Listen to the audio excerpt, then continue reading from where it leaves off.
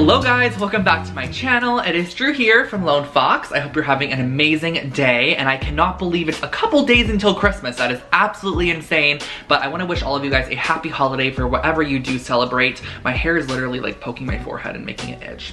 First world problem. I'm also wearing my blue Lone Fox hoodie, which is super cute, but besides the point, today I'm doing a dollar store DIY video, which I am so excited for because I love doing videos like this. I actually posted over on my community tab the other day and asked you guys what you wanted to see, and the #1 vote was for a dollar store video. But I did go down in the comment section after going to the dollar store, and I came back home and I just wanted to like check the poll again. I looked at the comment section and there were a couple people expressing their concerns for this not being a sustainable practice and not being a sustainable video, and I just kind of wanted to put a tiny bit of input on that. The reason I do videos like this is because when I do videos where they are more sustainable, such as thrift flips or upcycling videos, the thing about those videos is that you guys cannot recreate the projects. There are not projects that you can go out and find the items for or the materials for because they're from a thrift store. Every thrift store kind of has very random items. So the thing about these dollar store videos is that a lot of the times I get pictures and photos from you guys that have recreated my projects all the time over on Instagram, and I create videos like this for people who are on a budget, like who really don't have the money to go out and spend hundreds of dollars at CB2 or hundreds of dollars at Target. Like, these are great, inexpensive, beautiful decor items for people who don't have a budget that can go out to the dollar store and be like, oh, those are the items that Drew used in this video. I'm gonna pick those up and recreate that project for my room. So I hope that gives you guys kind of like an insight on why I do videos like this. I love doing sustainable videos, of course, and I'm trying to live a more sustainable lifestyle for sure, but I do want to incorporate videos like this every now and then. And also keep in mind, I only posted 2 dollar store videos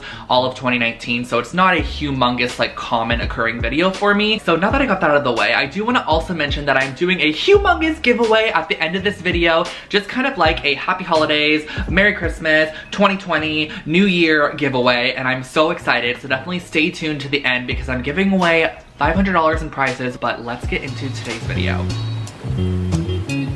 Alrighty guys, so jumping into our first project, we are using this dollar napkin holder from the dollar store. I'm also going to be using some assorted yarns and really pretty colors, a hot glue gun, white spray paint, and scissors. So what we are creating is kind of like a decorative object. It really doesn't serve like a humongous like functional purpose, but it is super cute, very retro and quirky, and just like kind of adds a handmade touch to your space. So I started off by taking that napkin holder and giving it a coat of white spray paint. I love this Rust-Oleum like paint and primer. It just works really great. Once that was completely dry, what I'm doing next is I'm going to be cutting out small strips of yarn, and I'm basically going to be color blocking sections onto this to kind of create like a rainbow, half circle, just decor piece. I feel like this is definitely something you would go in like an artisan shop and you would just see it on the shelf. It would be like $64 and it would be made by like some lady, and I don't know, who has like 64 cats, you know, and she just loves making things.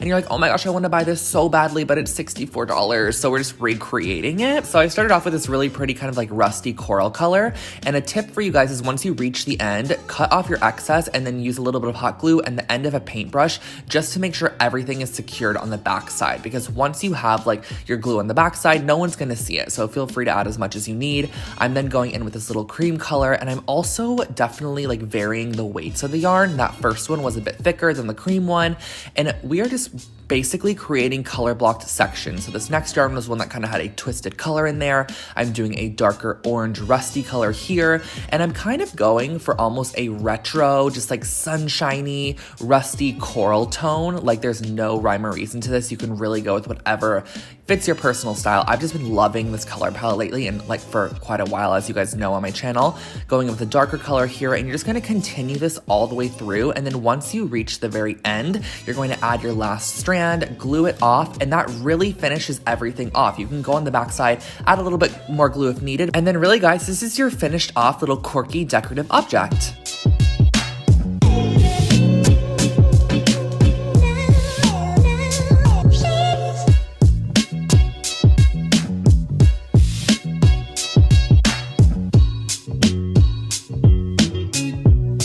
This project is like the star of the show. I'm obsessed with it. I used a wreath form from the dollar store, some white spray paint, macrame rope, scissors, and a tweezer. And then I also got my inspo from this Urban Outfitters mirror. I loved it, but it was $99. And I was like, we could recreate this for under $10. So I'm starting off with the wreath form. I'm gonna give it a nice coat of that white spray paint. And I just wanted to do this because any areas that are peeking through, I just wanted it to blend in a little bit more than having it be black. So the next what I did was grabbed my macrame cord, and what I'm doing with this, and I'll link this exact spool from Amazon in the description box for you guys, is I am cutting 6-inch sections of rope, and you're literally just gonna need to cut like 500 6-inch sections. Not really, well, you're just gonna have to cut accordingly to your wreath size, but what I'm doing is I'm starting on the second innermost circle, and I'm gonna be folding my rope pieces in half, pulling the ends through the loop, and I'm pretty sure all you guys know how to do this. It's like a very self-explanatory like knot. You're just gonna pull them through on the second circle, and you're going to be doing this continuously all around the circle. And then once you reach like the end of a section, I went ahead and I unraveled each section, and then I pulled each piece apart. But I'll show you in a second like a little tip that I found out halfway through, which would have made life so much easier. But I manually unraveled every single rope and then manually like ripped them apart. The actual unraveling wasn't that hard, but the fraying part was a little bit more challenging.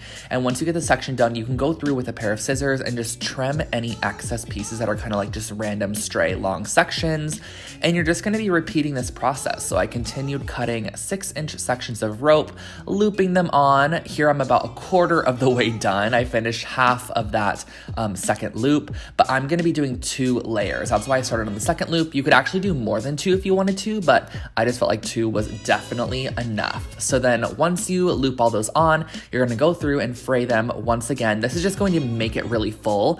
And here's my little tip / trick that I wanted to share with you is I grabbed tweezers, and this made the process of just like shredding kind of the rope sections so much easier, so much quicker. It was just very, very nice when I figured this out. You could probably also use a comb if you wanted to. The tweezers were just handy for me, so I just went through and really frayed all of it. This is gonna make it nice and fluffy and full for our first ring. So this is what we have so far, and we're gonna be doing the same exact thing on the innermost circle using the same exact length, the 6-inch sections, and that is because we want there to be kind of like a tiered layer. So I went through off camera, did all that. You're gonna flip the sections to the inside and then fray them with your tweezers once again. Flip them back, and then you're gonna repeat this section all the way around. So as you can see, using that same length, you're gonna have like maybe 1 inch of the back layer showing, which I think is very, very crucial, just so that it shows that there's 2 layers. It looks a little bit more full and just a lot more pretty.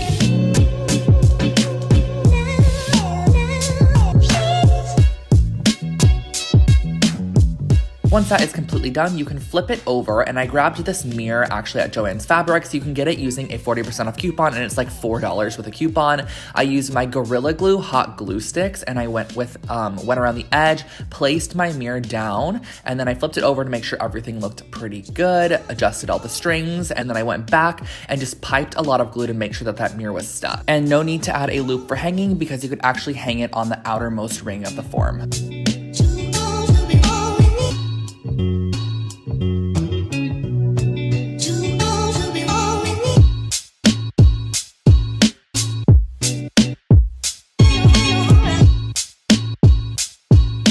Moving into project number 3, I really wanted to create more of those decorative objects. I've been loving them for shelf spaces, and I'm using rawhide donuts in this project. And I do want to give a disclaimer that I had literally zero idea that these were made from animal products. I really did think that rawhide was like a man-made material that was just like rolled up into a shape, and it was just made of some random stuff. I don't even know, but it actually is made from animal products. So I just want to let you guys know that prior to sharing it with you, that way you are aware. And I'm also going to be using some black spray paint, wooden dowel, wooden base, drill, and a hot glue gun. So I took these little rawhide donuts from the dollar store and I gave them a coat of Mod Podge. I just wanted to seal everything inside that was like in this rawhide donut. I don't even know what it is in it, but I'm just like painting it on there and just like sealing it in there. I didn't want it to have a smell or anything like that, and it actually had zero odor, zero smell at all. It just honestly smelled like nothing. And then once those were dry, I gave them a coating of black spray paint, but look at this little face I created with that circle. I thought it was funny.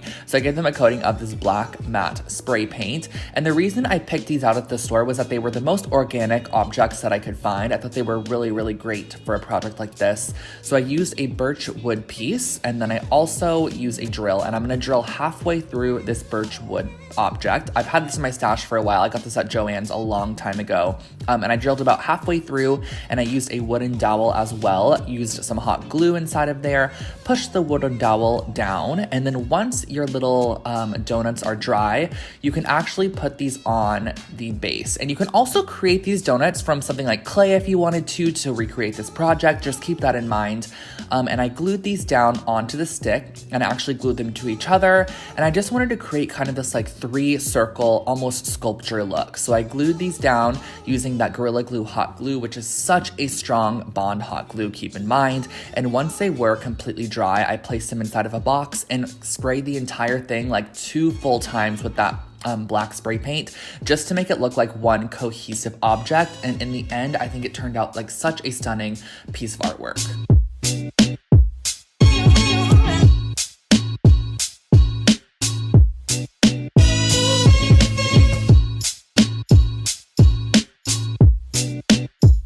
Alright guys, so that was my video for today. I hope that you guys enjoyed those projects as much as I did. I absolutely love the outcome of each and every project, but I'm sure a lot of you have been kind of waiting for the giveaway. So let me just share with you super quickly what the rules are, what you're going to be winning, and how to enter. So basically, I'm giving away one $250 Amazon gift card, but I'm also giving away 5 $50 Amazon gift cards. So there's a total of 6 different winners in this giveaway. So definitely enter if you'd like to, but let me tell you how exactly you can enter. I'm also going to make sure to write all of the entry rules in the description box below if you want to take a look at that, just so you can see every single like rule kind of listed.